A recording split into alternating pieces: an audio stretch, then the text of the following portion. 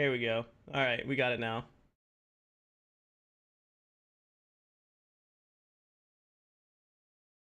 Um, hold up. Technical difficulties. This is growing pains right here. This is how it works. Right? Exactly.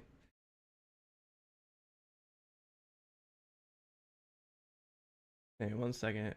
Um, what's up, dudes?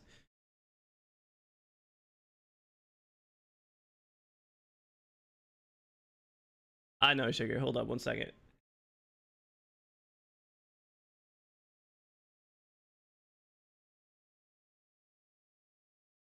Here we go. Okay, this should work now. Hey, what's up, Ice Stars? There you go. Can you hear it now, Sugar? There She's you talking go. to you. Awesome. Okay. There we go. Technical difficulties, guys. Growing pains. This is how it works. What's up, Eric? Too. So Mike here and Curly have never played D&D before. Curly has picked up the rules pretty quick when we were describing it in our prep sessions, and Mike has been binge watching Captain Robert, which I think is fantastic because he's a great DM and the group is awesome as well. And yeah. Firebug and Mep, you've both played D&D 5th edition before, yeah? Not 5th, no. I haven't played D&D in a long time. Oh, okay.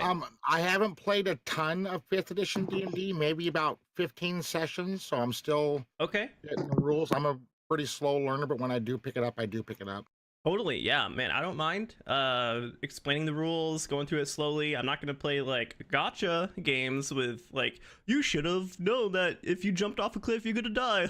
Gotcha, you're all dead now. I don't do that kind of stuff, so don't worry. I'll walk you through it as best as I can. And that's his If you wanna actual look at- DM voice. Yeah, I hope right. it better be.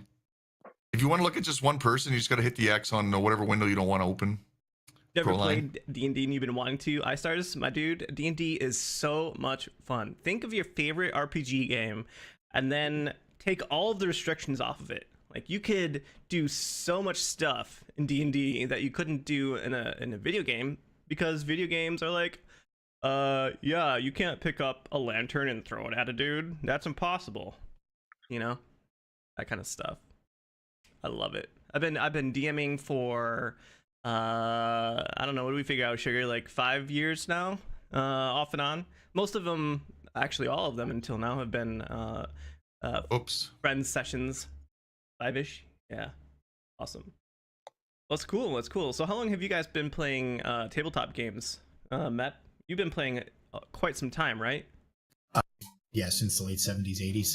Nice. What would you say is your favorite tabletop game? We're playing it. We're playing it? Awesome. Cool. D&D. Fantastic. And what about you, Firebug? Same. I finally found somebody that's as old as I am again. Right. And Shadowrun 4th edition is my favorite. I love D&D. It's a great thing, but I love Shadowrun 4th. Oh, man, Shadowrun has a special place in my heart. I love the cyberpunk setting of Shadowrun. Doing the whole hacking thing and then, you know, shooting the guns and getting cybernetic implants, the dystopian future. So much fun. I loved Shadowrun. Yeah, looking forward to doing something like that down the road with you guys too, with Cyberpunk coming out eventually. Oh, Be a good yeah. lead-in. Oh yeah. Cyberpunk 2077. I cannot wait. Have you guys played... just don't even, you'll never see me again. Yeah. Have you guys played CD Projekt Red's other games? Witcher series? Hey, Of Stars. course. Yes. No, No. I haven't played any tabletop games. Yeah. I'm a newbie, so It's A-okay. this will be interesting. You've done a lot of story writing, right, Curly? Yes, so I'm very familiar with stuff like that. Great. Well, that's all you need. That's all you need. Cool. So this is how I imagine the for everybody who's watching, this is how the session will go. Like the first 10 minutes or so, we'll do this. We'll talk about each other and what we've been doing the past week or so since we last met. We'll get warmed up, and then we'll have a bit of a recap of what happened last time, and we'll go into the play part of it. And then for the next, hour and a half-ish, we'll do playing the game. And then for the final 15 minutes, we'll do shout-outs where everybody gets to shout out their stream and what they do and, that kind of stuff. So, Yeah, it's been about 10 minutes. So let's kind of get down to it. Everybody down for that? Yep. Let's do it. All Let's right. do it. All right, there we are. We got the play field here. Looks like everything is all good. No cameras, obviously, but okay.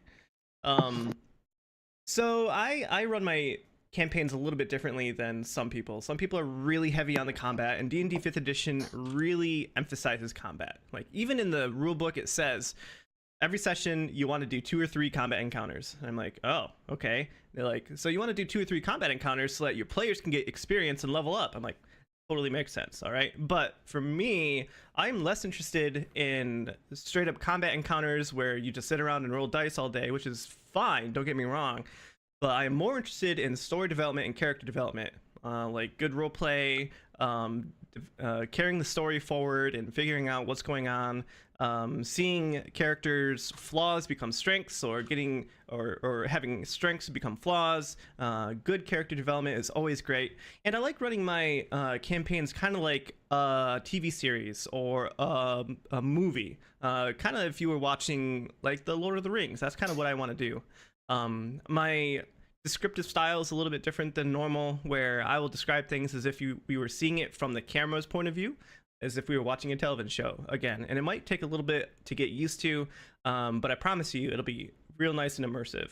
I pretty much in everything I do, I love trying to make sure it's like a movie. So to try and disincentivize combat and being murder hobos, I have a house rule that I've used to good effect. And every session, what happens is people get to choose 3 goals for their character to accomplish. I'm a director DM. Yes, exactly. So these 3 goals can be achievable in the same session. They could be achievable in a few sessions. They could be a really difficult long-term goal, okay? But everybody gets to choose 3 different goals. And what that does is when the goals are accomplished based on the difficulty, the player character gets some experience based on if they did several combat encounters. So it's meant to be where you'll get at least 1 goal done every session. But sometimes that doesn't happen. So even if you work on a goal but didn't get it completed, you'll get progression XP. So how this works out is at the beginning of the session, generally, though today will be different, I would go around and say, okay, so Kyorl, what are your goals? Doran, what are your goals? Dimly, what are your goals? Or Kimley, sorry, not Dimly. Call me Dim. Sorry. And then Dalen, Shots what are your fired. goals? And then you get to tell me what your 3 goals are for today. And then I will discuss it with you a little bit and see their achievability. They have to have some like success metric. So if you say like, keep my friends alive, that's fine. But that's not a goal that you can ever really accomplish, because if you want to keep your friends alive, that could go throughout the entire campaign, right? So it would be like, keep my friends alive in this dungeon. That would be a good goal. Or complete the mission given to us. That would be a good goal. Slay the big bad evil guy. That would be a good goal. Or longer term, you know, make let's see, longer term goals like return to my family. That would be a longer term goal, right? So I set a difficulty on those, and when they're complete, you get XP. So I have an XP counter based on the difficulty, and you get that XP times 2. So if it's medium, it'll be as if you were getting XP from a medium encounter for your level times 2. And then progression XP, if you work on it, then it would be your level times 50. So you can get progression XP every single game, even if you don't complete your goals. Everybody understand how that works? Yep. Okay. Yep. So again, this is to try and make sure that the murder hoboism doesn't come to pass, because I'm more concerned with the story and character progression than murder hoboism. That's not to say there's not going to be combat,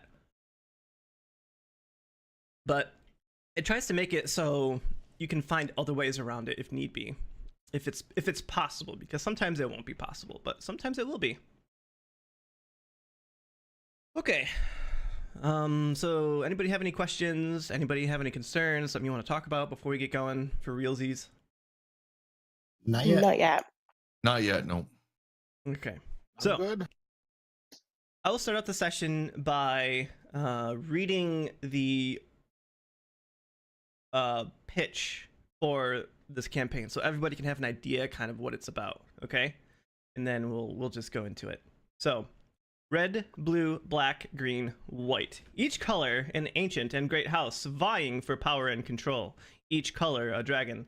Your purpose and your birthright is to bring honor and glory to your family, take down beasts which few have ever dreamed of, to hunt the dragons that scourge the land, leaving naught but destruction in their wake.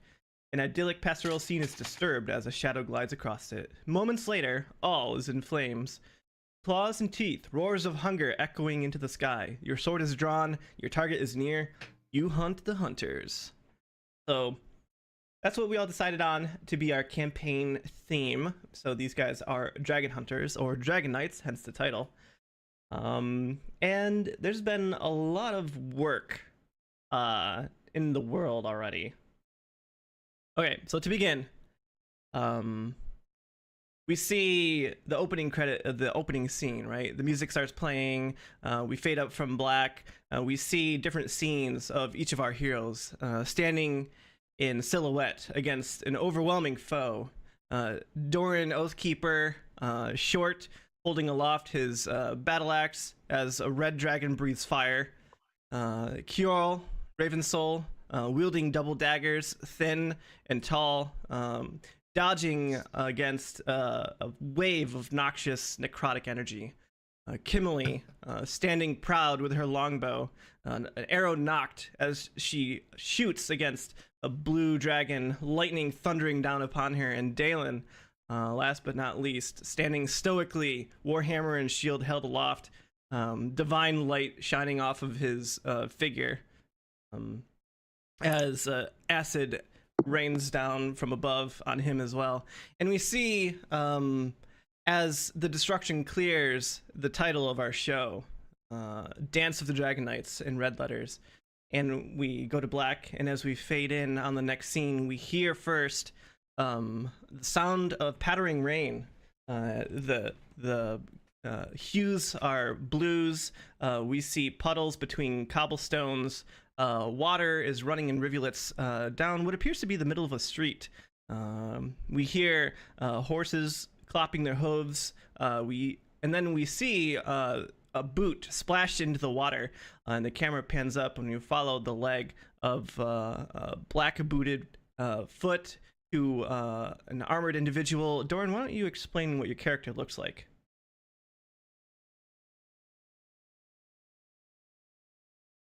Doran? Let's see. He's about 4'5". Hello. Hi. Can you hear me? Yeah. Can you hear me now? Yes. Let's see. He is 4'5", black beard, black hair. Beard is down to about the middle of his chest. One braid coming from the middle of his chin. He's clad in armor. Dual battle axes at each hip. One big axe on his back. Kind of gruff looking. Small scar on his right cheek. Mm-hmm. Just kind of surveying everything. Cool. And what kind of armor is he wearing? Chain. Okay, and what kind of other distinguishing features does he have? Tattoos, scars, anything like that? Just a scar on his cheek. Cool. How old would we say Doran is, based on our perception? About 146. Okay, so he's an old dwarf. He's probably got deep creases Kind in of his middle-aged, face. yep. Yeah. Mm-hmm.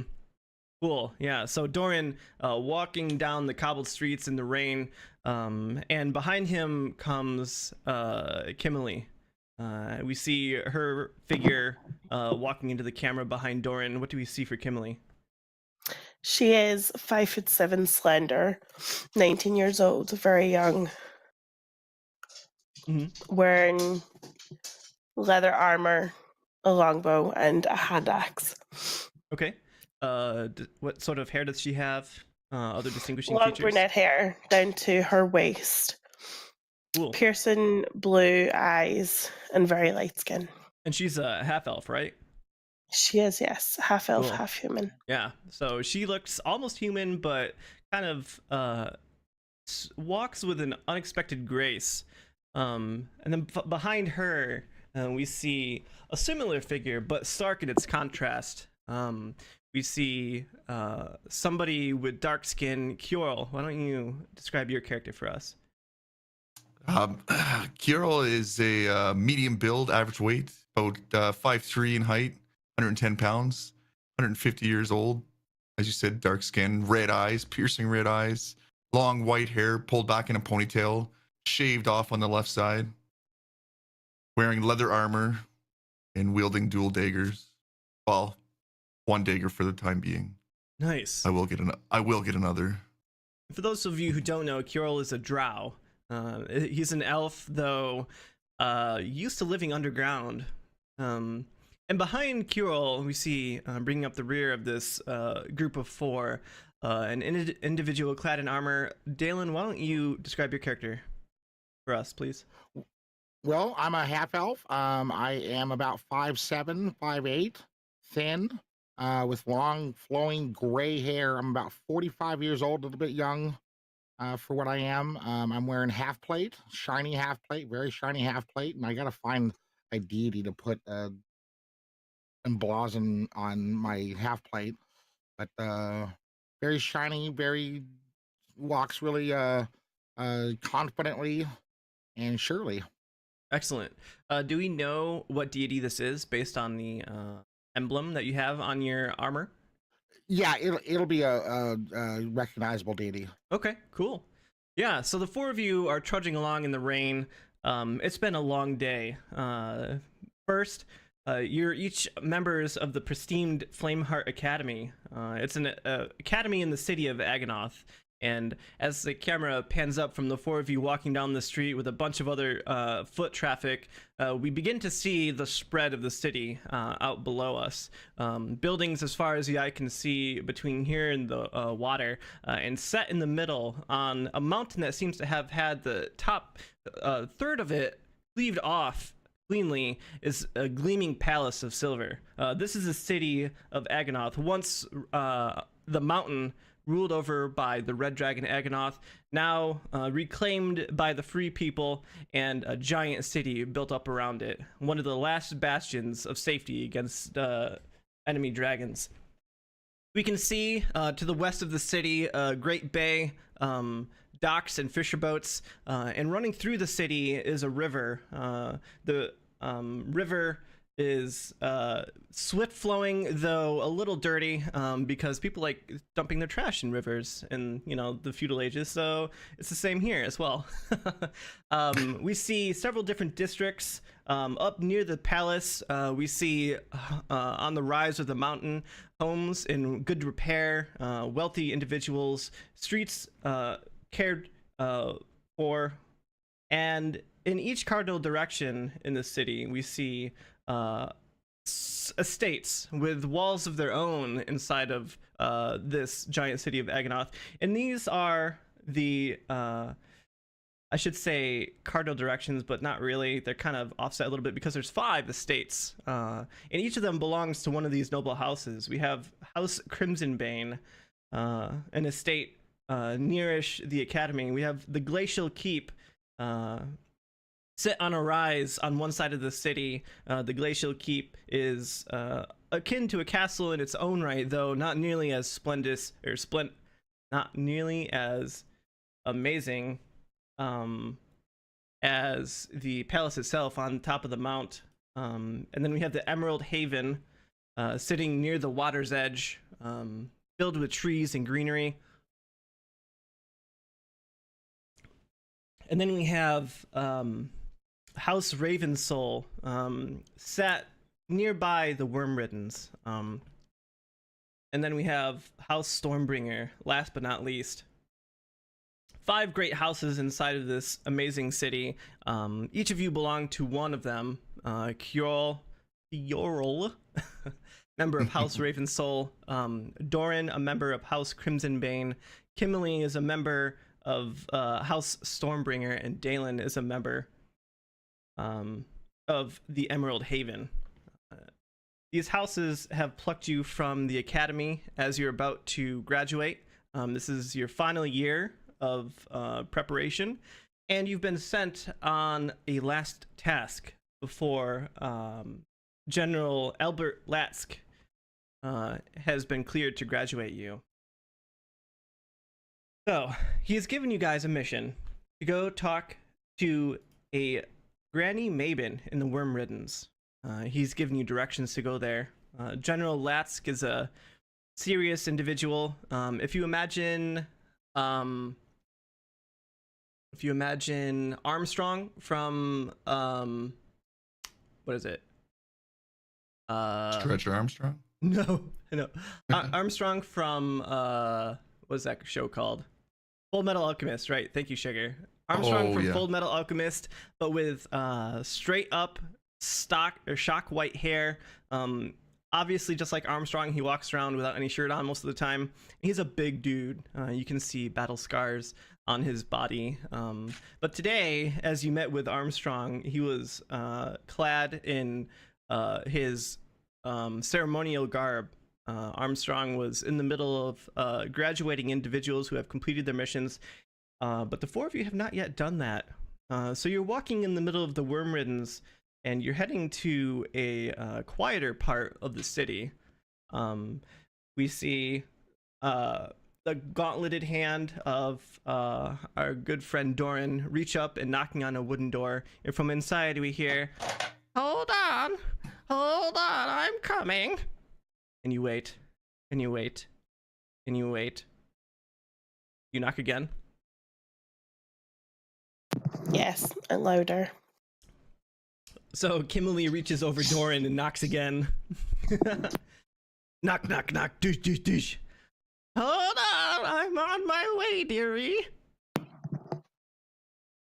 You hear some rustling, and then you hear click, and a thunk, and another click, and a thunk, and the door creaks open slightly. And you see each of you peering out at you, an old white face, gray hair falling down behind her shoulders, wrinkled face, a tattoo on her elderly neck, and she's dressed in robes of a sort. She says, "Yes, what is it?"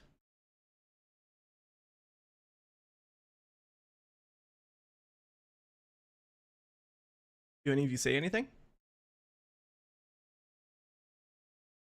I pipe up and say, "Yeah, we were told that we need to come talk to you for some reason. Is everything okay? Do you need any?" She's like,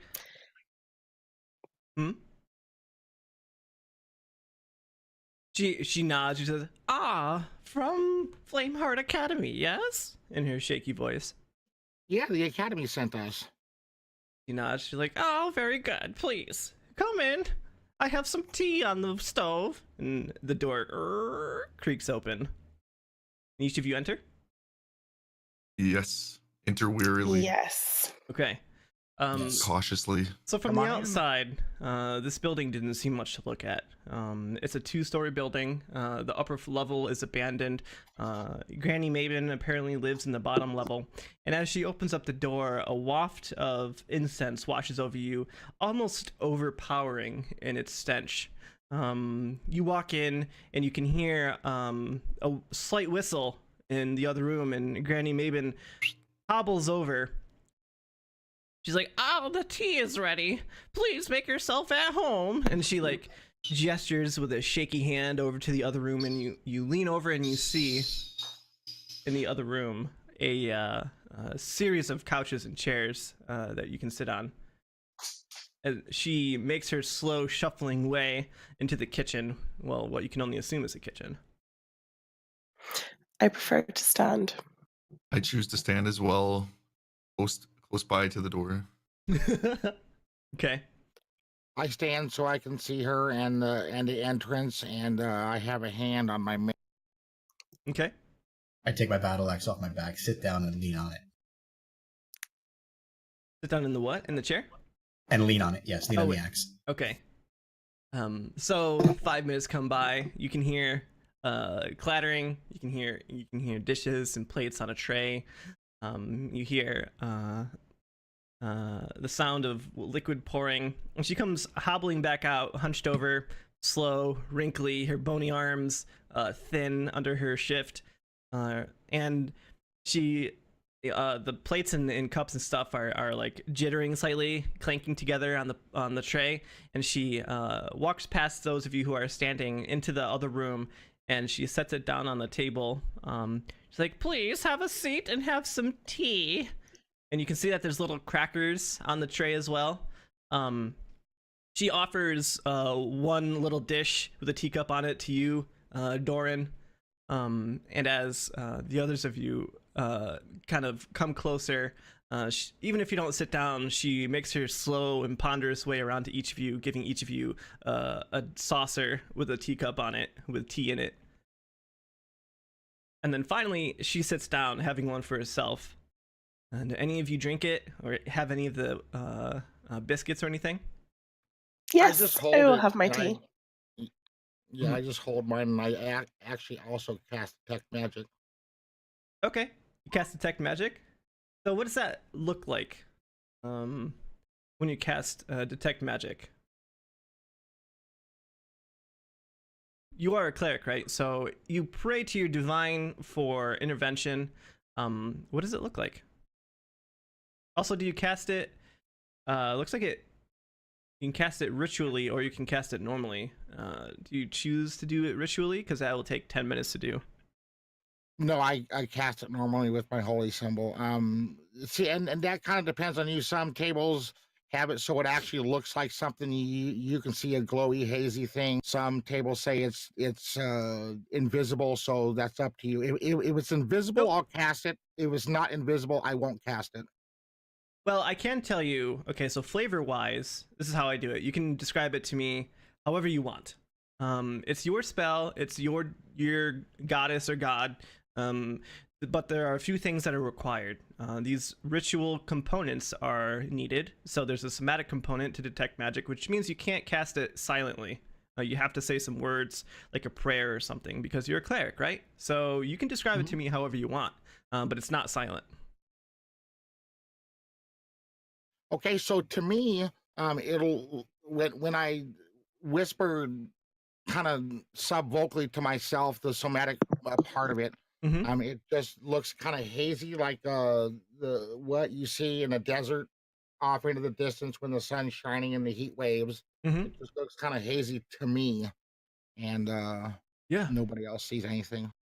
Sure. Yeah. So you say you whisper your prayer to your divine patron, and I think Granny Maben kind of arches a bushy white eyebrow at you, and she looks over at Doran, I think, because you're sitting down, and she says, "Oh, what is your friend doing? Is that magic of some sort?"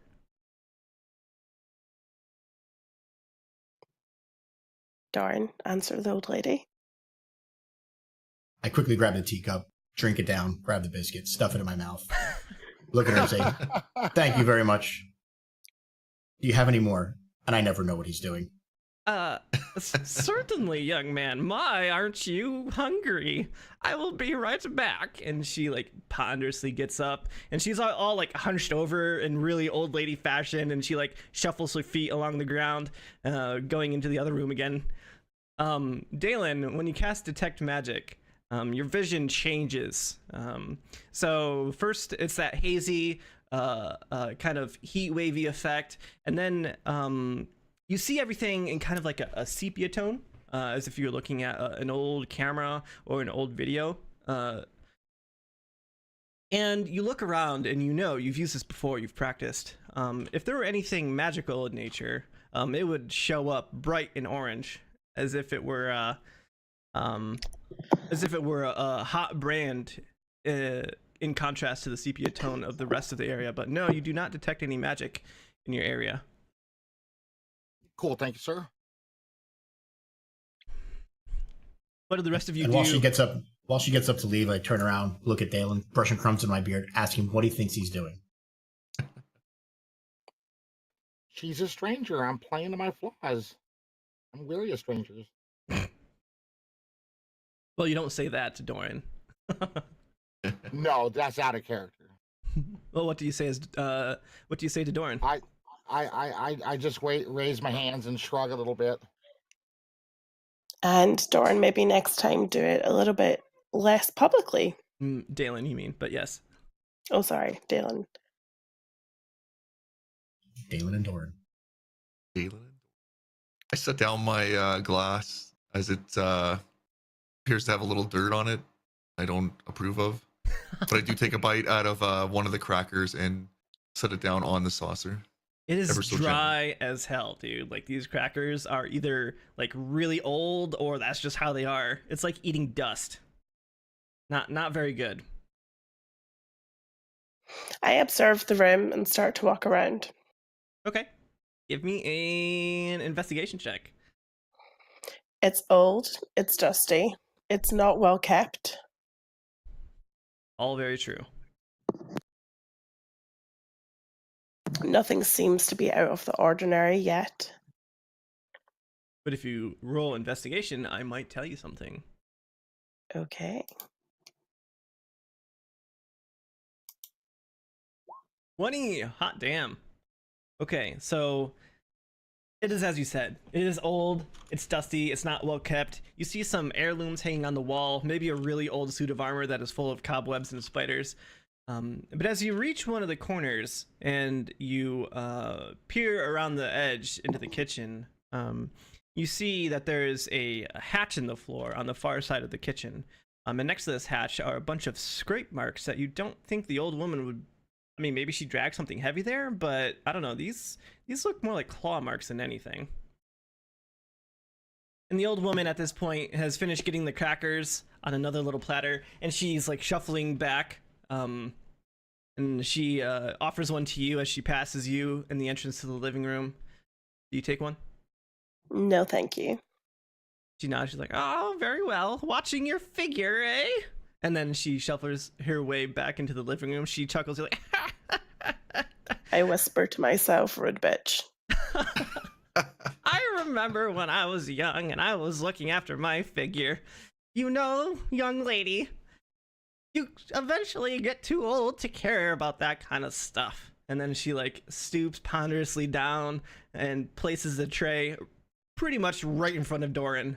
Then she sits down again. She's like, "There you are, young man. More crackers for the fine gentleman." I scoop another one up, stuff it in my mouth. Okay, lady, what do you need us for? Ah, all right. I suppose the pleasantries have to be disposed with.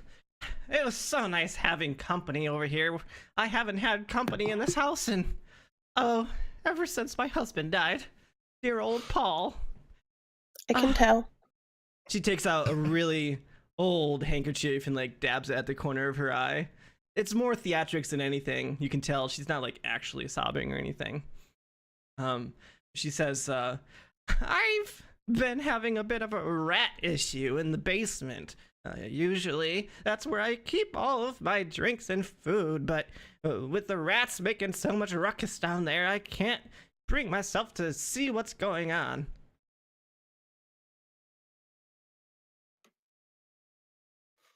And I thought maybe some fine young whippersnappers from the academy could take care of my rat problem for me.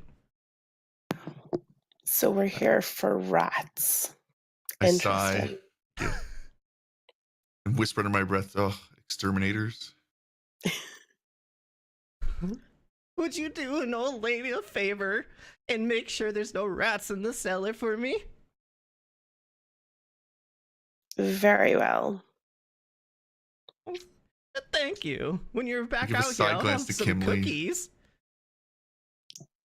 I feel one person should stay here with her and keep her company, and the rest should investigate.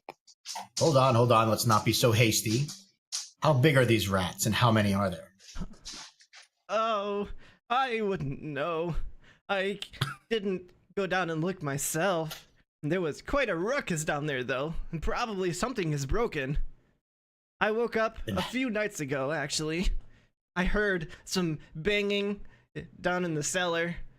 I heard some splinters, some big ruckus, but I didn't check it myself. No way. So Then you how are can't you sure confirm that they're they are rats? rats? But what else would they be in the cellar? I can think of many things. Well, you think they're not rats? Oh my! And she like, Kimberly, when you looked over and you saw, what did you see? So I saw scratches on the floor. Small scratches, large scratches, deep scratches. with the 20, Not you definitely notice that they were probably not rat scratches. They were a little bit bigger and deeper than that. yeah. So no rats. So they didn't look like rats to you. No. Something a lot bigger. I say we send the drow. And something that was inside the house And she because they're above the floor. opens her eyes wide and look at Kyorl, and she's like, "Oh, a drow, did you say?" And she holds her Yes. hand to her mouth.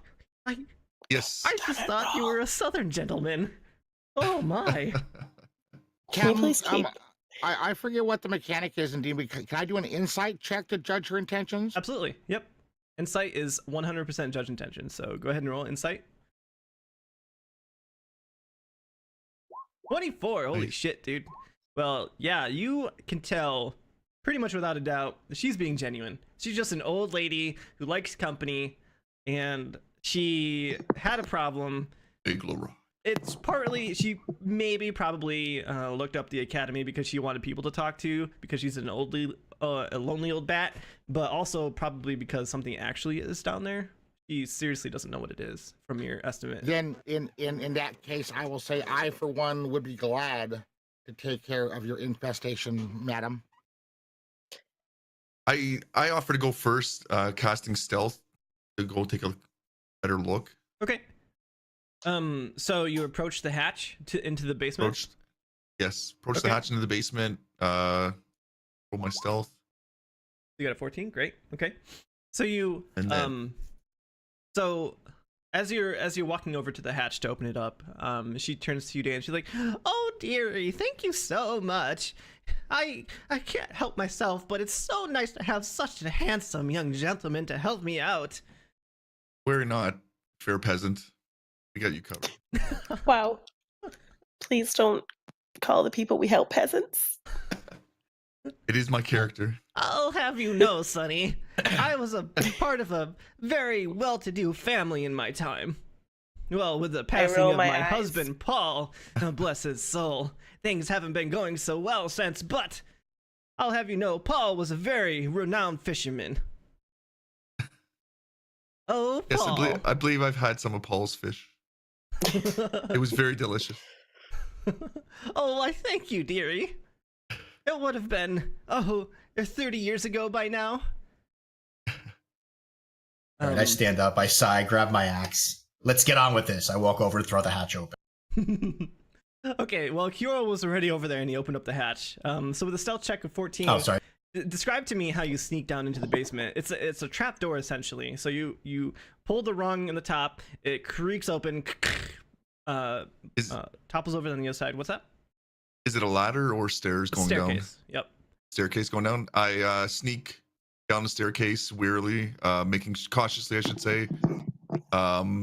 As I get to the bottom step, I cast investigation to see what I can see because I do have dark vision, so I can see better than everyone else. Well, okay. I'm So gonna let me describe what you see Assume first. the lights are off, right? Yeah.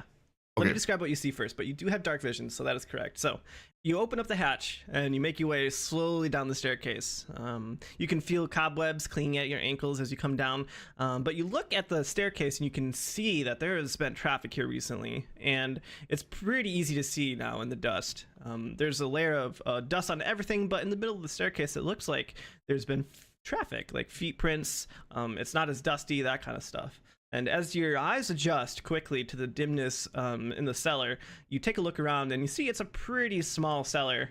You see boxes and crates, you see shelves with foodstuffs on it, and in one corner, a basket of vegetables that is long gone to rot. Yes, Kat, give me a perception check, please. Perception check. Okay. 17, excellent. So as you come down, you look around and you don't see anything immediately threatening to you, but as you get down into the cobwebby cellar and you duck beneath some more cobwebs hanging from the ceiling, you look around and with your keen perception you see behind one side in a bunch of barrels and boxes what appears to be, is that a hole in the wall? Yeah, actually, you think it is. You can feel air coming from that direction. I move closer to it. Is there anything blocking the hole? Anything Yep. in front of the hole? Boxes and crates and stuff. Boxes It and looks crates? like somebody tried to conceal it but didn't do a very good job. I move aside the boxes and crates and call down Doran to give support. So, Doran, you hear from the cellar, Kiorl, probably not talking too loudly because he's still trying to stealth. Doran, get down here. What do you see? I see a hole in the wall behind these boxes. Help me with these boxes. Fine, on my way. And with a clomp and a rattle that makes you cringe, Kiorl, Doran comes down the stairs, not making any attempt to be stealthy at all. And it takes your eyes much longer to adjust and see down here, Doran. It is quite dim. Though now that you take a look around where Kiorl is gesturing, you see that there's a bit of a light coming from the hole in the wall behind these crates. So you take the crates, you move them aside, and yes, indeed, you see that the wall, the foundation of the building has been broken away, and there's definitely a passage here. How big is the passage? The passage is maybe like 5 feet high and like 6 feet wide. This looks like a big rat. Yeah. Kimberly and Dalen, what are you guys doing? You see that Doran and Kiorl went down into the cellar. I'm heading down and maybe position myself in the center of the room, Okay. seeing what I see. I head down as well with hesitation and grunting. So we see Dalen making his way down the staircase, following after Doran, and then Kimberly, I think, probably takes a look around the kitchen one last time before making her way down as well. And up above, Granny Maven says, "I'll have the cookies ready when you're out, dearies. Let me know if you need my help." And Kiorl Shall do. Kiorl, Shall do, Granny. Kiorl and Doran, you hear behind you some more footsteps, and you turn around and you see Dalen coming down, followed shortly after by Kimberly, and soon enough all of you are down there. And you peer into the hole, and you see a dirt kind of like tunnel leading off underground. You can see a faint light coming down it. It makes a little bit of a bend around a corner, and you can't see anything more. I say we flip to see who goes first. Flip a I coin. offer as the rogue to lead point as I can see a little bit further down. Sure. And I'll go in stealthily again. So what does Kiorl say? Kira. Worry not, Kimberly. I'll lead points. I can see a little bit further down. I can see about, I believe it's 60 feet in front of us. And I'll take point and see what I see. Hopefully one of you will stay close behind. I'll follow behind Kiorl. Okay. How do I pronounce your name? You got it right, Kiorl. Kiorl. Cool. Yeah. All right. So roll me another stealth check, Kiorl. 17. All right. So you put your hands on the edge of the gap. You can see that the flagstones that usually make up the foundation in this area have been punched out into the tunnel. You step through carefully, ducking your head, and you make your way. So you go around one corner and you lean over. You don't see anything. There's a bend in the tunnel. The light is getting lighter, brighter, and you make your way slowly down the tunnel to the next bend. And as you turn this corner, you see a dim light suffusing the area, kind of grayish, and a bit of a flickering yellow light as well. Give me a perception check. Perception check. 5. Okay. Both of us? No, just Kiorl, because you're following behind at a decent distance so that you can let Kiorl do his thing without potentially alerting anybody. Okay, so you're focusing on your breathing, not to be too loud. You're listening. You don't hear anything right away. You see that at the end of this area, it opens up into bigger cavern-ish thing. I stay close to the edge of the tunnel just before the cavern and wave Colin closer, and possibly Doran and Kimley if they're nearby as well to kind of talk to them and see what they think we should do next. I slink closer. Okay. Yep. Yep. I follow All right. down the path. Everybody, give me a perception check now. I assume Doran, you're coming as well. Yes.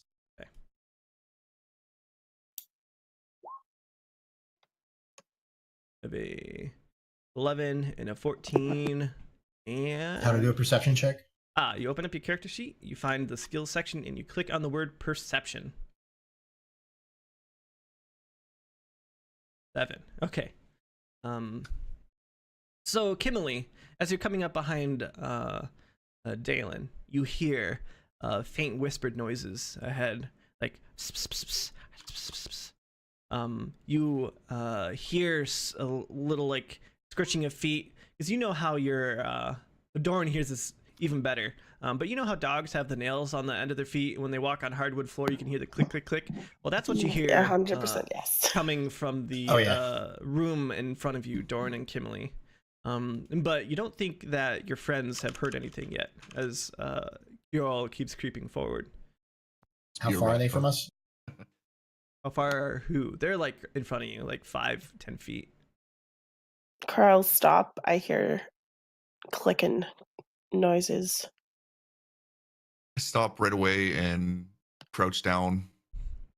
Yeah, and now that she mentions it, you definitely can hear it too. You can hear the scratching of what sounds like clawed feet, whispering of whispered conversation.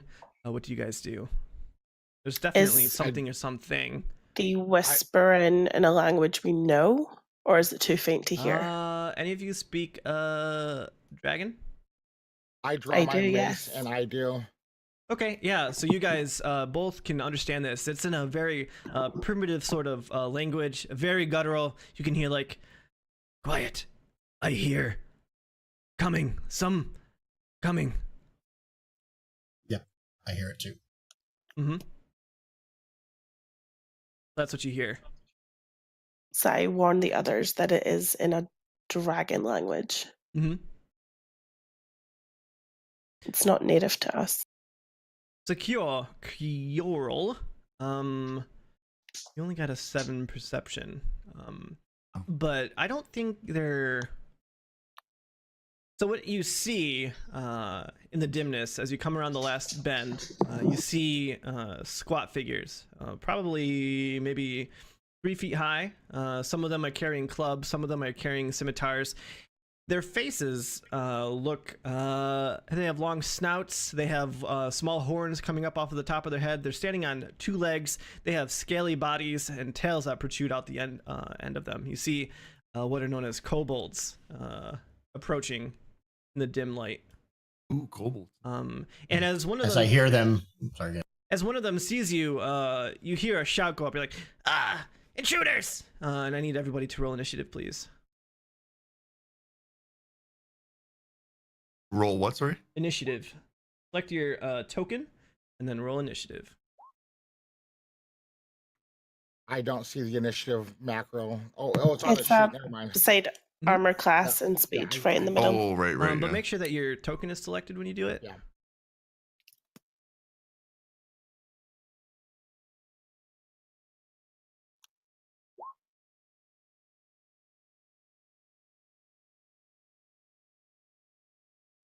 Which one is initiative? It's Right beside armor class. Yep.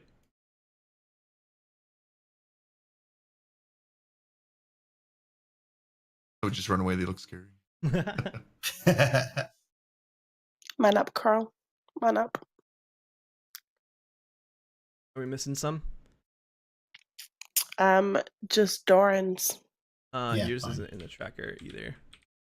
That's okay. No. I'll add it. Mine is in. Kimberly, This is not working for me. Aylin. Are you clicking on your You have token? to, yeah, and then, you have to make sure your token's selected. Yeah, mine's selected. then you click on in the character sheet where it says Oh, okay, got it. initiative. Okay. This is Dungeons and Dragon Inferno. Thanks for the host, buddy. There you go. There we go. 6. Okay, so we got all of your initiatives. And now,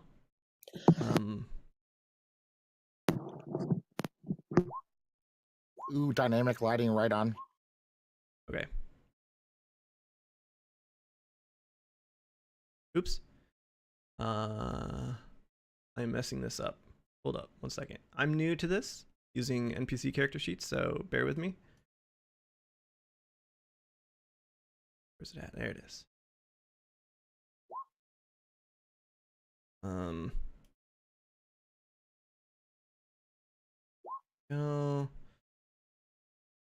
Go, and go. Okay. All right.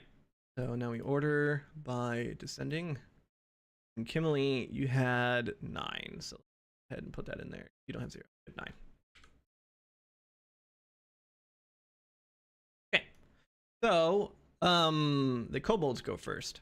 So, one of them does something. The other one shouts in surprise. You're like, "Ah! Don't let them escape alive!" and moves. Another one does something. And then Dalen, it's your turn. Keep in mind you can move through friendlies. You just can't stop in friendlies. I'm gonna bless everybody. Okay. What does bless do, and what does it look like? Let me click it real quick. Bless is OP. Pretty good.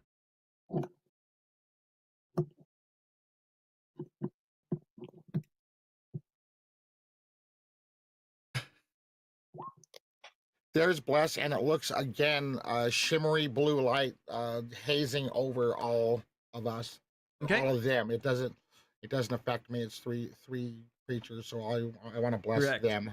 So remember, everybody, now that you're blessed, that you add a D4 on your attack roll or saving throw. So if you're attacking, you can add a D4, or if you have to make a saving throw, roll a D4 and add it.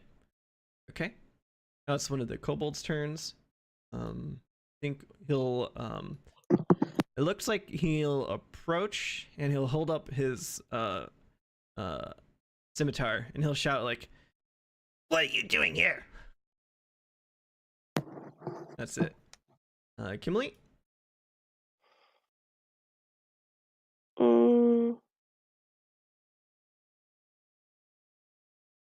I will ask them what they're doing here. Okay. Give me a persuasion check. I mean, damn, 22. Okay, Oh. nice. That's really good. That's a crit right there. That's a nat 20, and then you add a 2 to it. 20. The kobold looks at you confusedly, and he holds his club. He's like, "We are praying to the red dragon god Anganoth. Anganoth. We don't remember his name well, but."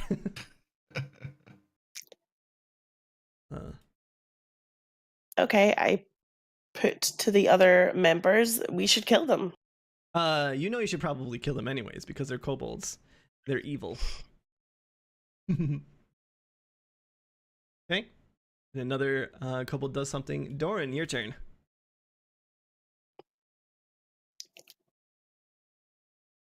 All That's right. right, I move forward next to the first kobold, and as I do, I pull my great axe off my back. Mm-hmm.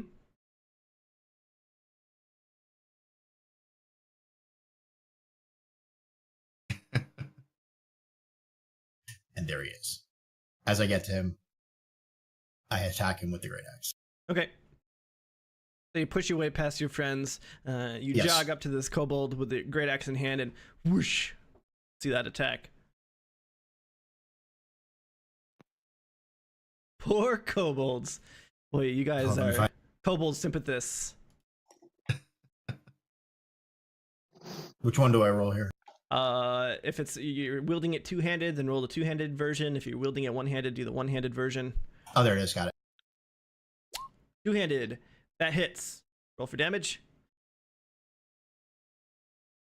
Click on the battle axe link in the chat. 10. Okay. So tell me how you one-shot this kobold.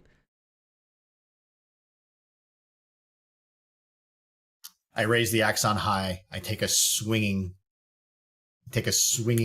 swing from the left and lop his head clean off.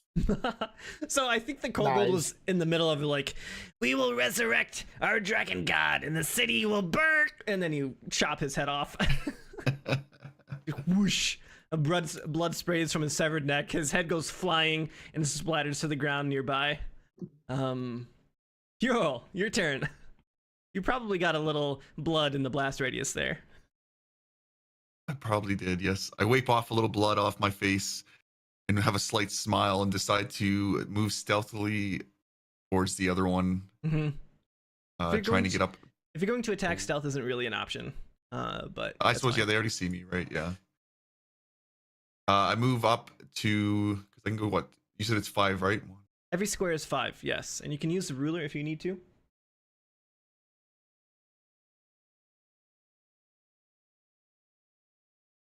Exactly. I move up quickly to the right of him and pull out my dagger. 17, that's a hit. Roll for damage. 3, okay. And then you have an offhand dagger, right? No, not at the moment. I only have the one dagger. So if you have a short sword, you can dual wield short sword and dagger. Oh, can I? Okay. Mm-hmm. So we'll do the short. Or wait, Almost. Try again. wrong. I have the rapier. I don't have the dagger or the short sword. Oh, you don't have a short sword. You have the rapier. Okay. I do have a short sword. It's not equipped though. Oh, that's fine. Yeah, you can have them equipped essentially. You'll draw both of them simultaneously. Oh, okay. So it's not in your equipment area. Is that what you're saying?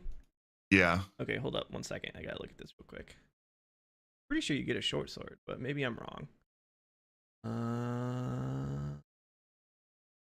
I'm a newbie, everyone. Yeah. It's okay, Mike. Don't worry about it, man. At all. I'm having fun. That's all that matters. Rogue. So you get at your beginning rapier or short sword. That's why. Okay. So the better option would have been using the rapier because it does more damage, and you can't dual wield the rapier and the dagger. So Yeah. you want to re-roll and use the rapier instead? No, I'll stick to what I did. Okay. I'll see how we'll play from here. Yeah. Sure. So you do 3 piercing damage. So you wound the creature. It shouts out in surprise and pain as you withdraw the dagger and you carve across its bicep. And then it's the kobold's turn.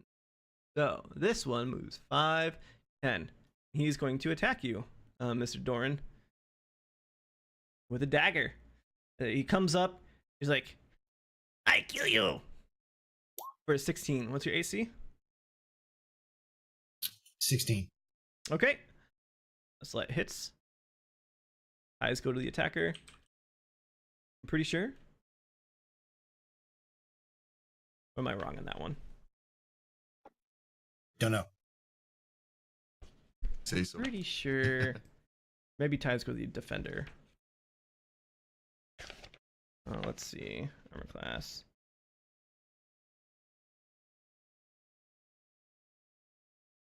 Seven. I'm looking in the book right now. 1 sec.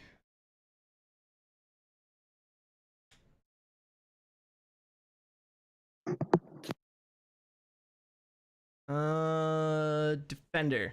Right. Okay. You're right. You guys are right. So it grazes off your armor, just barely missing you. Doesn't do any real damage. And then this other one that you just carved jumps at you with his dagger, Kyorl. Gets a 21. That's a hit. Okay. Work. Does 6 piercing damage to you, Kyorl. I think. Yes.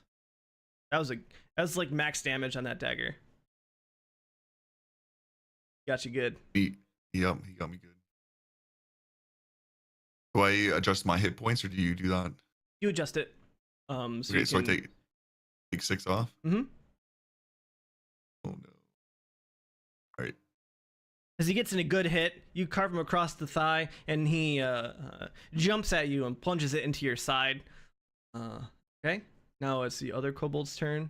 5, 10, 15. He'll go and attack Dalen with his dagger for 14. What's your AC, Dalen? 18.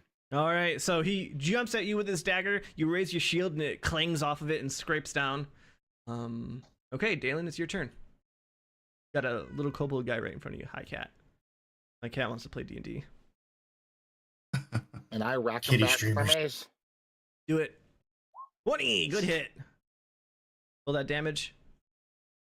For 6. All right, describe to me how you kill this guy in a single blow. Bam. Well, I square up on him, and I aim my mace like Babe Ruth did, calling his home run, right at his chest. I reach back, and I just pummel his chest, and it explodes his chest outwards back behind his back. Nice.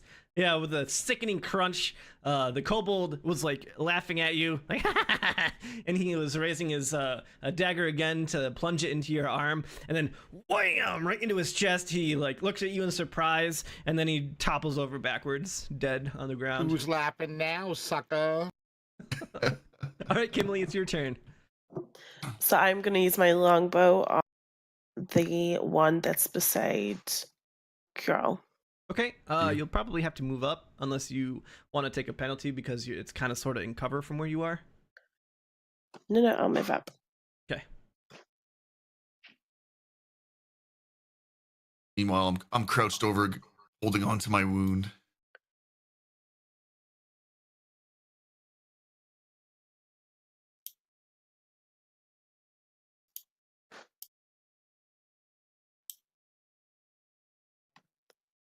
Is that okay?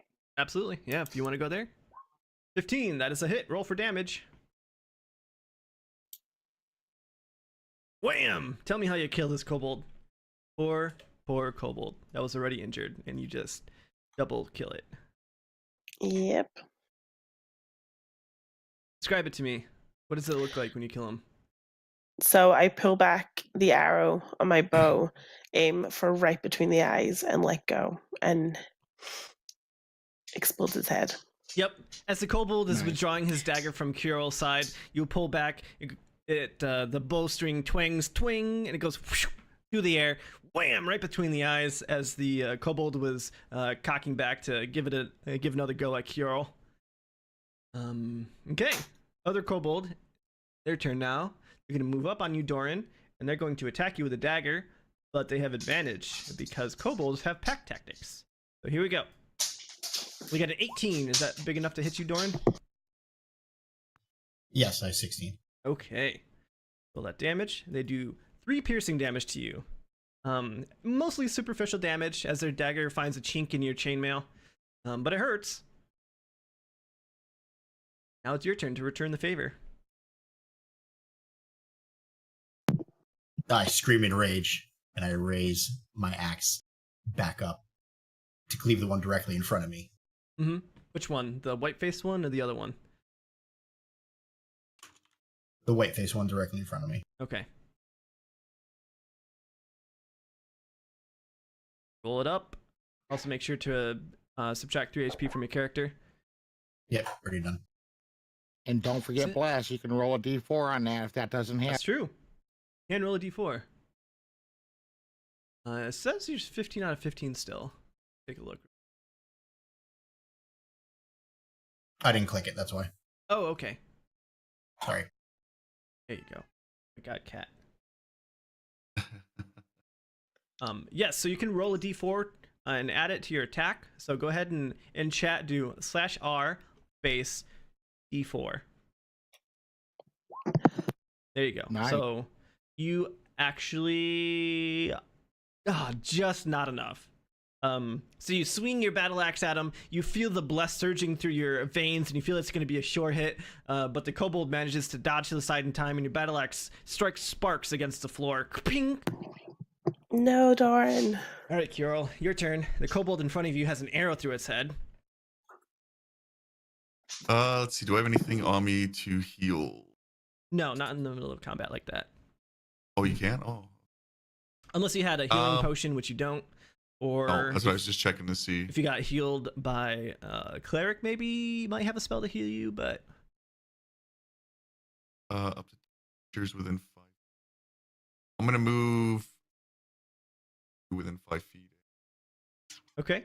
So are you using your rapier now, or you could even use a short bow if you don't want to get close? Well, the short bow says it has to be within 5 feet. No, that's not true. The short bow has a range of like 60 or something like that. So Okay. In the description, it says up to 2 creatures within 5 feet. Really? That's weird. That's Yeah. not correct. Let me just look. Okay, real so That it's quick. sounds like a spell or an ability, not Short a weapon. bow. Nope, it's 8320. So in your character sheet, if you go in the middle section where your weapons are, yeah, you can see. Range. Oh, okay. I was looking down at the description part. Oh yeah, that's just that's like placeholder text. That doesn't actually mean anything. Okay. Okay, so I'm gonna move to.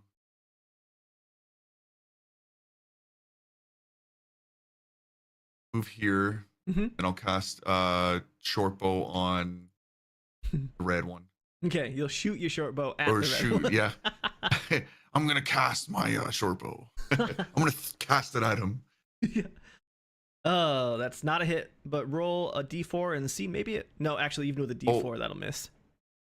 Even with a D4. Mhm. So how do I roll a D4 exactly? You just do /R space 1d4. So that'll roll one 4-sided die, and that's a command you can just put in chat. Problem. Yep, Oh, kinda like exactly. that. Yep.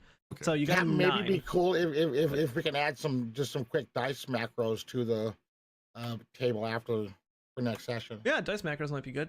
Good point. Yeah. Okay, so now it's back up to the kobold's turn. This one with a skull face laughs at you, Doran, as you miss, and it attacks you with his dagger again. For a 23, I think that hits you again, because he gets advantage due to pack tactics. For another 5 piercing damage. As his friend distracts you, this other kobold lunges on you, manages to find a chink in your armor, and drives his dagger home. Dalen, it's your turn. All right, I'm gonna move up to see what I can see, and I see, ooh, there's 2 people there. So I am gonna take the one on the left and mace the heck out of him. Right, mace him right in the face. For an 8, that's not even with a d4. Could you do that? Sadly, you All right. swing your mace at him. The kobold brings up his dagger and pushes your mace aside. My cat gets fed every night. This is not his feeding time. Oh my god. Yeah. He tells you when it's his feeding time. Right. Okay. Say hi, kitty. Hi, kitty. Oh god. Okay. Kimberly, it's your turn. Okay, I'm gonna move around the back of this white skulled one. Mhm. Well, let me just make sure that's that's enough. He wants pancake And I'm- breakfast. Okay, hold up, Emily. Just so you know, you Yes. can't run next to a person and then away from the threatened area. So these people Okay. have a 5-foot range on their attacks. So if you go any square next to them and then move away, they'll get to do what's called an attack of opportunity. Okay, can I stop here? You can, if you want to shoot a ranged weapon in melee, that would be disadvantage. So what you could do is instead move around them, like you were where here. Mm-hmm. So you go here, and then like there, like that, Okay. and there. So 5, 10, 15, 20, 25, 30. Yep. Okay. Now you can And shoot I will 'em. use my longbow Mhm. again. All right, 4 piercing damage to the red skulled one. You hit him real hard, right in the chest, and he goes, ugh, and doubles over, but he's not dead. Okay, red-faced one. I think he's gonna attack you there, Dalen, because you tried to attack him. Here comes the attack. Bring it on. Advantage. 15. Does that hit? Miss. All right. So he lunges at you, and just like his friend, you raise your shield in time and you bash his attack out of the way. Doran, your turn. All right, I look down at the one that's doubled over in front of me, and I raise my axe again, looking to finish him off. Do it. Jim. That's a hit. There you go, Nice. buddy. Roll that damage. 9 slashing damage. All right, you totally Wow. wrecked this guy. Describe it to me. I raise my axe back on high, all the way back to the top of it, touches the ground behind me, and I swing it so hard forward that my feet come off the ground a little bit. I lodge it into his back. As he dies, I put my foot on him, yank my axe back out of him, and just kick him to the side. Yeah, and a spray of blood follows the axe as you pull it out of his back. Of course. Absolutely. Of course. Okay, that guy is donezo. And now we have Hero. There's only one kobold left. One kobold left. I move within range to be able to. Can I hit him with a crossbow from here? Totally. Yeah. Okay. Or short bow. I mean. Mm-hmm. Shortbow has I 80, move- 80 foot range, so you're within range anywhere in this area. Oh, I wasn't sure. Can I shoot through friendly though? Yes. Oh, okay. I'll just stay where I was then. Yep. You I can. Shoot. wasn't sure if I could. Okay. You're good enough so that you Easy. don't hit friendlies. Mm-hmm. Okay. So I pull out my short bow and take a shot. Perfect. Can I 19. do a Good. D4 too? Well, roll your damage first. Okay. 6. All right, you kill him. You don't even have to do sneak attack damage. What does this look like as you slay this kobold? Pull back on the short bow. Let loose the arrow. It hits him directly in the throat, piercing through with the feather sticking out the front and the Mhm. arrowhead sticking out the back as he topples over with blood gushing out. Yep, he makes a garbled strangle, and he clutches at his neck as he topples over backwards. Yep, there you go. Good job, guys. You've killed everything. No more initiative. We're out of initiative.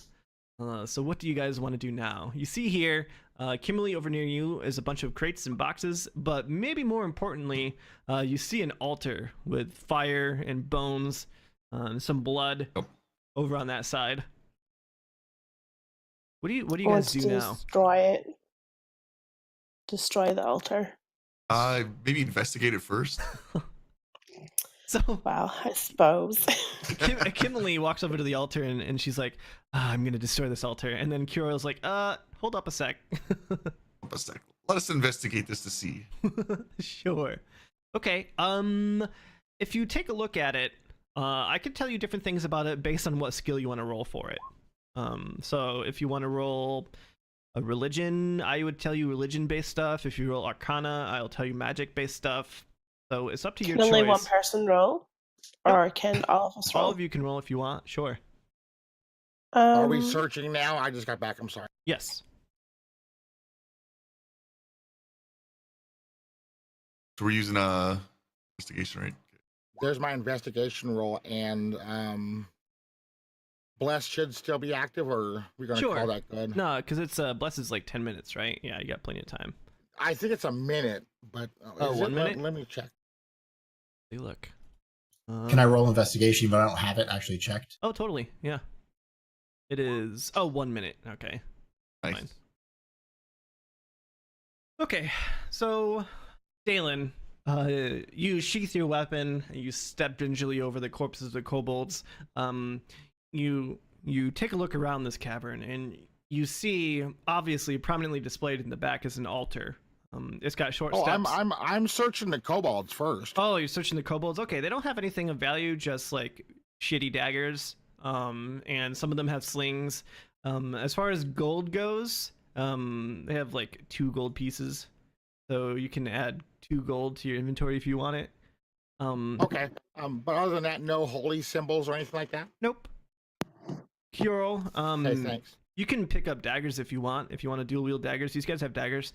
They're not in the best of condition, but they're serviceable.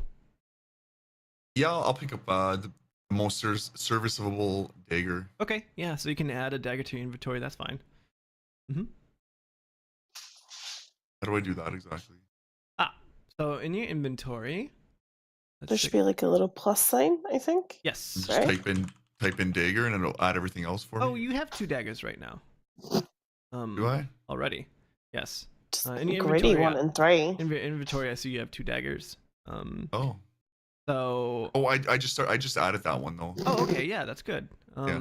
So this will be like your offhand dagger. So dagger, offhand, and it uses dex. Damage is 1d4.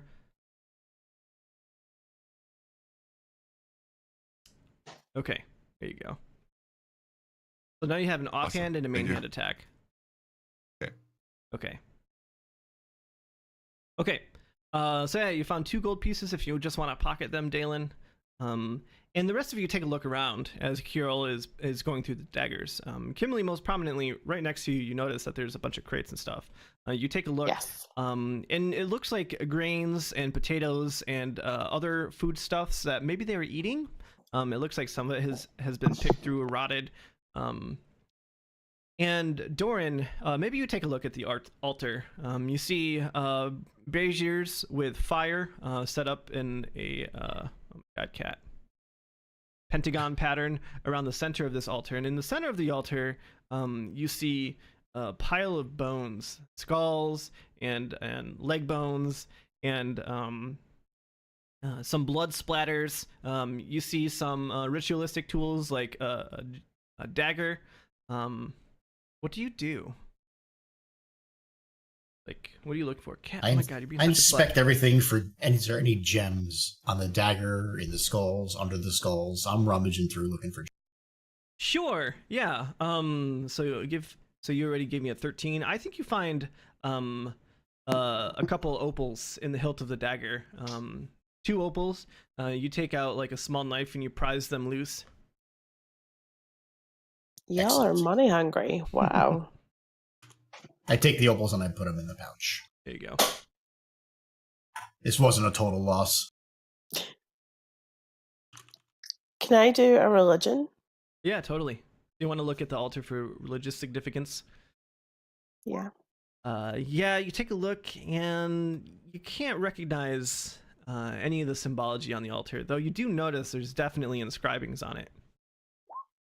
Dalen, on the other hand, There's my religion roll. he knows everything. Wow.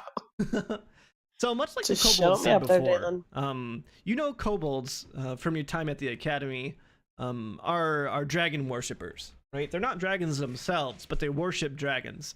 And these particular kobolds said something about Aganoth, which give me a history roll now, Dalen. This will be an easy one. Okay. Ooh, bless, please. Sure.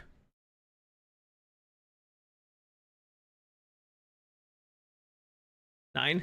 That helped a lot. Yeah, that's okay. But this is basic known knowledge. When they're talking about Aganoth, they're talking about the great ancient red dragon that used to make this mountain his home before the city was built on it. Taking a look at the altar, it looks like this was an effigy to Aganoth. They were attempting to, who knows, do something like pray to him, give him power. Nobody knows. It's hard, but you do know for sure that it was an altar in prayer to the dragon Aganoth. I pass all this information on to my group members. And all of you, upon hearing this, think it's a little strange because Aganoth is dead. He's been dead for over 100 years. So why would they be praying to him? That seems a little fishy, but... A resurrection, maybe? Give me an Arcana check.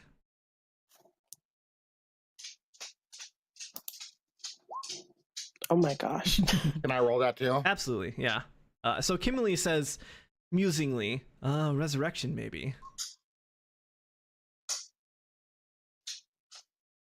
Arcana is pretty good. Well, Dolan's is really good. Oh, better than ours. Do we know the history of the dragon? Yes, yeah. Okay, good. All of you, now that Dalen mentions it, you recall it in your lessons at the academy. It was a massive fight against Aganoth. They taught it in your classes. You had to take tests on your knowledge.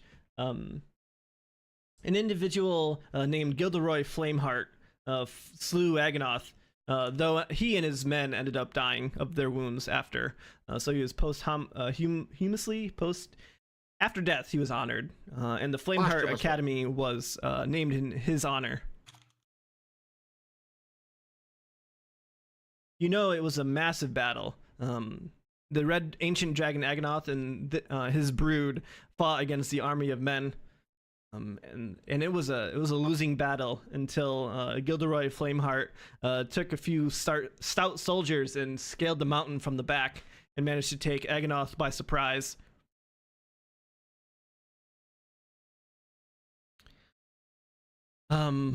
But yeah, maybe it has something to do with resurrection. I mean, it kind of makes sense because he's dead, or at least you think he's dead. You hope he's dead. But with a 3 and a 2 and a 6, you can't say for sure. Doran, you want to try Arcana and see if you can make any sense out of it? Sure. Okay. Boom, Wow, there we go. So tell me how you might... What would you like to know? Yeah. So Doran comes up to the altar and he leans down closer and he nods as Dalen's telling him of the religious significance.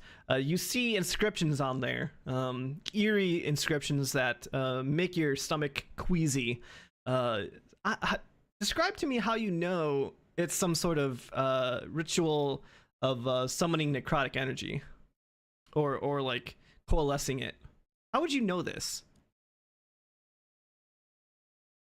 It's interesting to me because you're a fighter, right? You don't dabble in arcane magic very much, but you've seen this before somewhere. You recognize it. I've seen these markings before. Where have you seen these markings before? In our family's library, my grandfather used to have tomes and tomes and tomes. He studied Arcana forever. This does not bode well, guys. I think that's we're...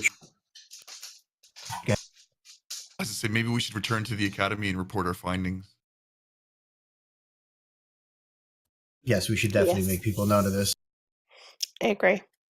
Well, before we do that, I would like to make sure that this cavern is not going to be accessible by this sweet little old house anymore. Maybe we can collapse something, or I don't know, other way, make it impassable. Good idea.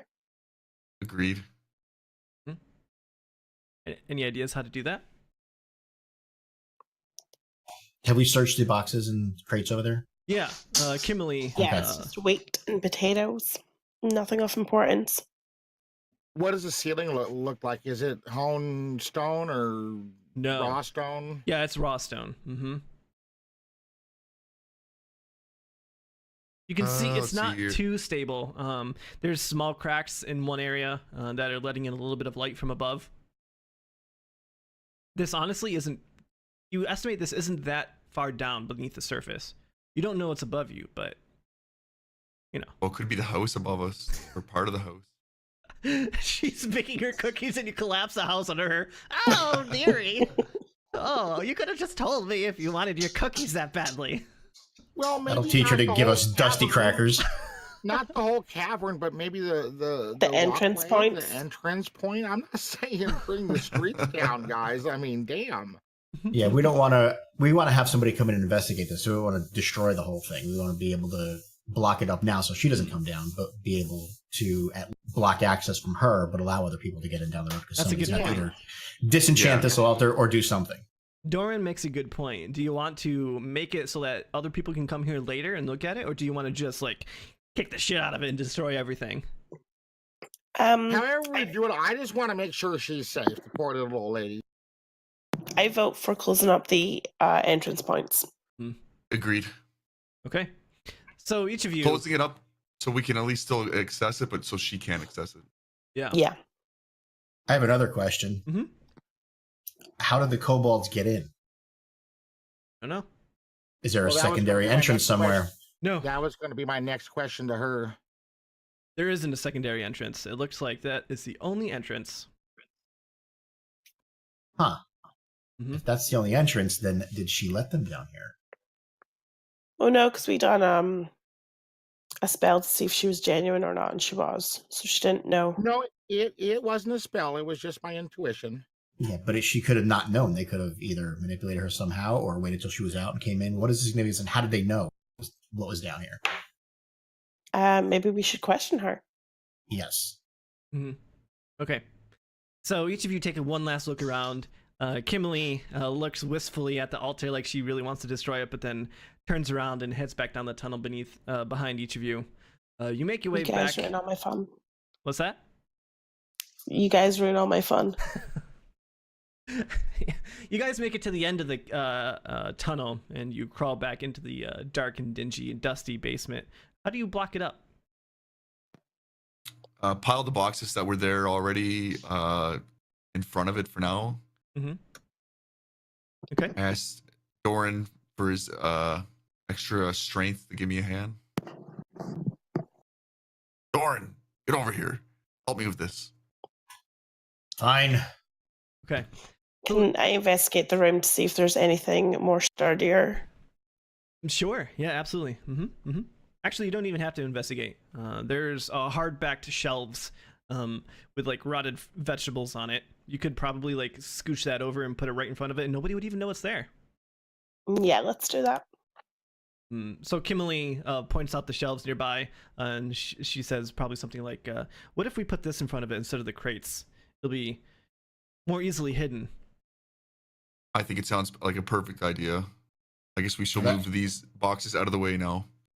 Yep. So it takes a little bit of doing. There's a bunch of noise and grunting and eventually the hard-backed shelf is standing in front of the hole that leads into the Kobolds cavern. And to your eyes, you can't even tell that there's a hole there. Certainly other people that come in here probably won't know.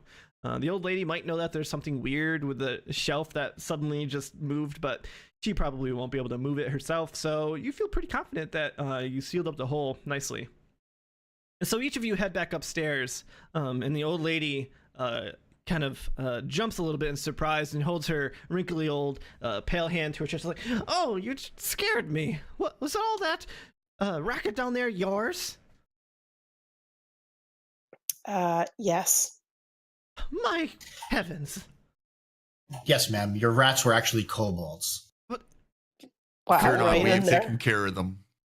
You took care of them. Oh, my heart rests Yes, easy. ma'am. I can't believe there were kobolds in my basement. Well, I ask her, well, I see there's scratches and stuff by this trap door down to your basement. Do you have any idea how they might have gotten down there? She shakes her head. She's like, "No idea, dearie. I live in this place all by myself. I can't always be paying attention to every nook and cranny." How often do you leave the house? There's an insight roll. She seems to be telling the truth. Yes. She like Okay. puts her hand on her stubbly chin, and she's like, "Oh, fairly frequently. I often go and spend weeks at a time with my relatives." Okay, so the house is empty enough to access. "Ah, the cookies are done, my dearies." And she takes out of the oven a tray, and she brings them into the other room in her stooped over, hobbling way, and they smell delicious. You guys stay for cookies, or do you head back immediately? I'm going to vote no. Yeah, I vote we head back immediately. Very antisocial. Yeah, I want to head back. Uh-huh. I agree, but before I do, I walk over and thank her and take a cookie. Knew it. I knew it. It's hot, okay, but you got to juggle it between your hands a little bit. But when you bite into that thing, it is so good. Delicious chocolate chip cookies. Now they I are. roll my eyes and give a slight chuckle. She's like, "Oh, are you all leaving?" Yes. We have to get back, but I have one question before we go. Do you know the history of this house? Who owned it before you? Did you build? She brings the tray back over into the kitchen and she sets it down on top of the stove and she starts rummaging around in the cupboards. Eventually, she comes out with like a bowl of some sort. She says, "Oh, it's been in my family for generations, dearie. Generations. my husband inherited it from his father inherited it from his father, as far back as I can remember. And she quivers as she like takes some of the cookies and puts them in the bowl slowly. I call them back and let them know. Okay, that's good enough for me. Good enough I'm all for me. set. Let's go. And as you All turn right. to leave, Dorian, I imagine that the other three are like waiting impatiently at the door, or possibly even outside of it. She says, "Oh, here, Sonny," and she holds up the bowl to you, and she put all the cookies in the bowl. Here, you can keep the bowl. I tut and roll my eyes. Thank you, ma'am. Like, of course. Come back and visit Granny Mabin when you want more cookies. You'll see me again. She gives you an old, And- mostly toothless grin as you walk out the door and the door shuts behind you.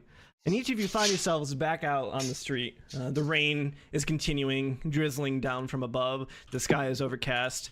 And there's not a lot of foot traffic. And each of you make your way back to the academy, I assume, yes? Yes. Yes. So we do a diagonal wipe, and when the camera fades up again, we see the impressive edifice of the Fireheart Academy.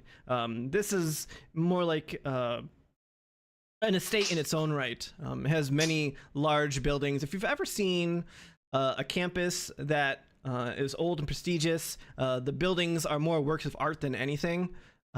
This is very much like that. The Fireheart Academy clearly has some money and influence. There's buildings where people live. There's buildings where the instructors are, and you make your way to the biggest building. Its edifice is tall, almost cathedral-like, and at the very top, a steeple with an ancient bell that rings at noon each day. As you head in, you make your way to the office of the general, and the doors close. But as you knock, you hear the muffled voice of the general say, "Come in." And you open up the door, and he gestures you with one giant hand inside. His office is spacious and massive. You see lining the walls swords on holders, suits of armor, portraits and heraldry. And he sits behind a massive desk covered in maps and charts. He looks up from one, and he says, yes. Maggots, do you have anything to report?" And the general is a giant of a man, super broad-shouldered, scars on his chest and his arms. He like never wears a shirt because he likes showing off his muscles. And it's very much like Armstrong from Full Metal Alchemist, like I said earlier, only with a more strict and grizzled veteran type look from his soldiering days. We explain to him what we've seen and give him all the info that we've gathered. So what do you say to him?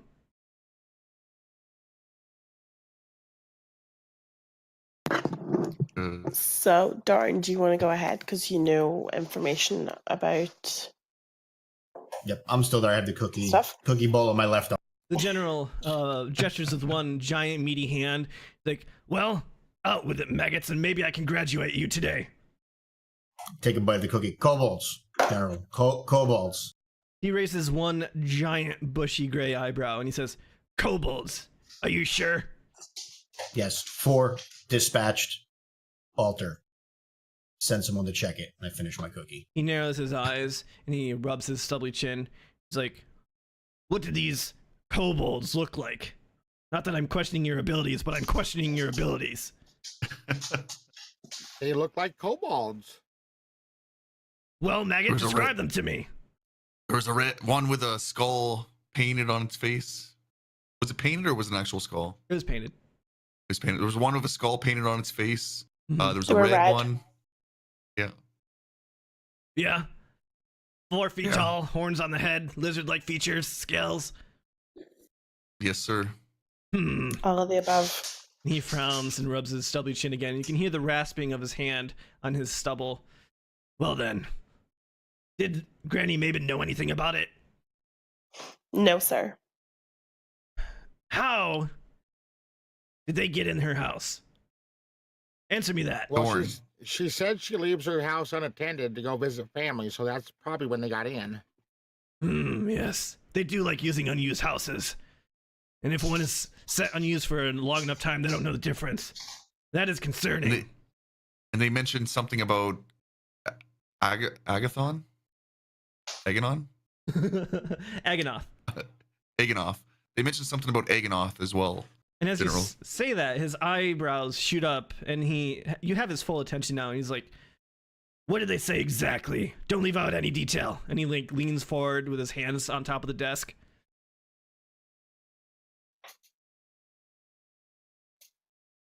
They said something about they're praying to him and the hopes of bringing him back. Oh, by the divine! And he makes like a religious symbol on his chest. You know, like how some people do the cross sometimes in real life. Tell me, was there anything else down there? You said something about an altar. What did it look like? It had skulls in the middle of it and candles around and blood. Okay. And there was a dagger as well, was there not, with jewels on it? Yes. Yes. Were there any glyphs on it or inscriptions?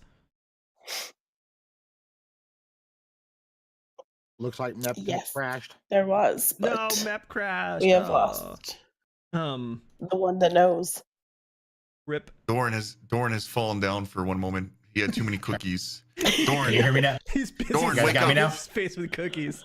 Dorn, you've had too Can you many hear me? cookies. Yes. Yeah. All right, cool. Sorry about that, guys. It's all good, man. You let the cookies get Where do we leave off? get too much of Tell you. him about the inscriptions on the altar. General Latsk is asking you about inscriptions on the altar. Yes, arcane. I don't know them. I just know that they were bad. Any idea what these inscriptions do?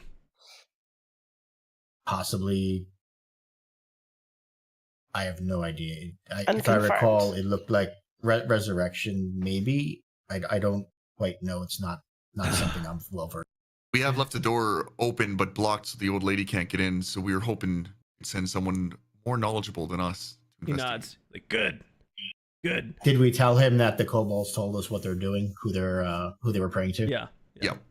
Okay, good. He's like, needless to say, this is very concerning. Aganoth is an ancient enemy. Somebody we lost many good lives for. We fought tooth and nail against Aganoth hundreds of years ago to eke out a living here on the side of the mountain. I don't know what they could be doing, but and he rubs his chin again, and he shouts, "Frederick, get in here!" And he pounds his fist on the desk. Goosh! And as if on cue, from the door that you guys entered, and you didn't notice him when you came in, a skinny man in a uniform comes in, and he gives a smart salute. He's like, "Yes, sir." And General Latsk says, "Get a party together. These maggots found an altar in the basement of Granny Mabin's house. How?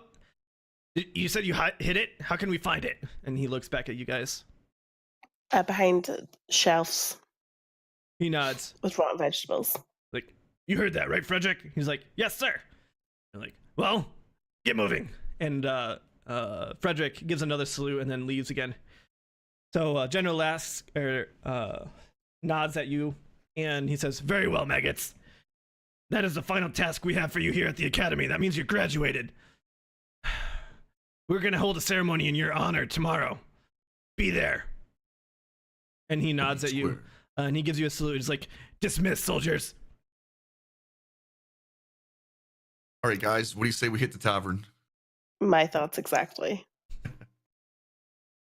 Fine. So each of you leave. Is What's that you, Dorn, that said fine? Yes. You a dwarf that Doesn't- doesn't want to hit the tavern? Too excited there. What nonsense is this? So each of you leave, and you walk out of the academy, and like any good college town, there's taverns all over the damn place. So you just have to throw a stone and you'll hit one. Is there any names for taverns? Sure, of course there are. This is your true test as a game master. Let's hear it. uh, Right on the spot. Yeah. Crickets. Hold up. We have. You're looking something up on Google, aren't you? Nope. Yeah. Definitely not. I don't do that. What are you talking about? Okay. So you go to your favorite tavern nearby. It's called the Windy Drumstick. Yeah, that's from a freaking generator on Google. The chipped chamber pot. I like that one. The chip. Yeah, let's go there. We'll go with that one. Let's go. Let's hit with the chip chamber pot. I hear they got a special tonight on grog. They sure as hell do every night. Every night. So you head over down the road away from the academy proper, and before too long you pass a whole bunch of people coming to and fro, some of them shielding their heads from the rain, some of them driving carts with horses and goods in the back, or even families going to and fro. You head toward the chip chamber pot, and as you approach, you see its wooden sign dangling in the wind. It has a pot that has a chip on it, obviously, and it says the chipped chamber pot. There's raucous music and laughter and sound coming from inside, and you approach the Batwing doors. Do y'all enter, I assume? Is that for me, Dolan? Yes. Yeah, Carl, that's for you. Okay. Do you let him touch you? And your name is Carl now. I'm sorry. Carl. Oh, that's okay. Yes, I let him touch me. Okay, so Carl! Carl. Dalen approaches you. He says, "Here, let me touch you." Just Creeper. like that, too. Just like that, yeah. All right, I give him an odd look and accept the touch. you feel instantly better. And somehow aroused. Nice. First round's on me, Dolan. Nice. Okay. So you head to the chip chamber pot. The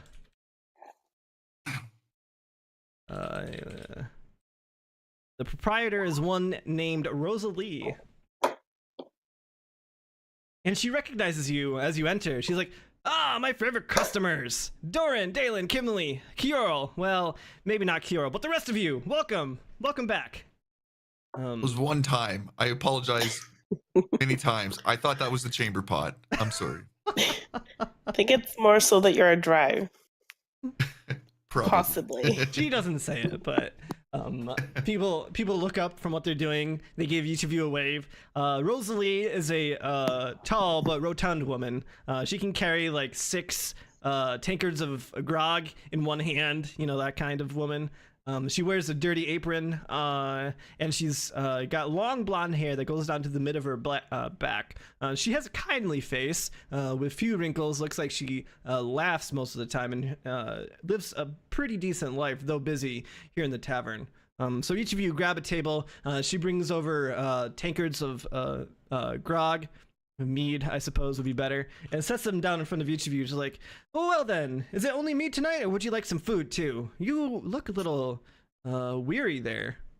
Are you doing okay, Doran?" And she kind of like gives you a close look. Rosalie, you know better than this. I'll have my usual water. Hi, one of these days I'll get you to drink that though. And she like gives you a tut finger and takes the tankard back. Saucy. And then she comes back with a tankard of water instead. And you take a sniff of it first, just to make sure. But yes, it's water. Thank you. Yeah.